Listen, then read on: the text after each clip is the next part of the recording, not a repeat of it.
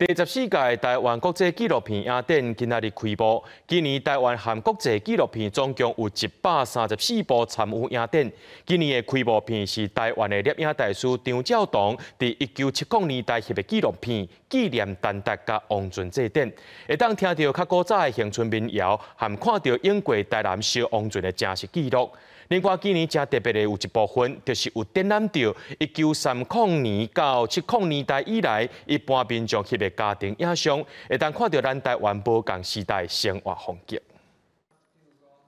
譬如讲，这代吼，就是较早，伊若是要翕小规格电影，就甲胶卷装入去，用这安尼看去翕。台南厅这一项拢是古董，有要100年的摄影机、放映机，也有8米的福里姆。这是今年台湾国际纪录片影展的一部分，有放1930年至70年代民众家己翕的家庭影像，通看到台湾无共时代的生活。所以阮这个电视就是互大家知影讲，毋是敢若大电影安尼尔啦，小电影甲小电影甲你家己的生活、甲你家己的历史，其实嘛就有关系。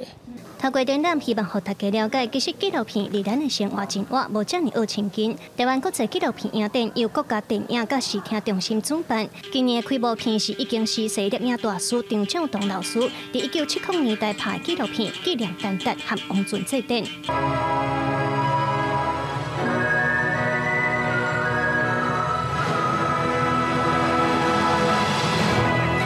国家影视厅中心表示，张照堂翕的纪录片遮尔珍贵，都是因为伊甲咱的历史文化无样拢保留落来。台湾国际纪录片影展自1998年到今已经26年，张照堂也是催生者之一。中心嘛真希望影展会当开发愈侪少年家共同来投入影视的工作。少年人要拍纪录片的工具啦，更较简单啊，讲你感觉有意义的物件，你要甲记录起来，咱就会使来遮看，看讲别人是安怎甲记录的，所以咱咧学习了，你就看讲，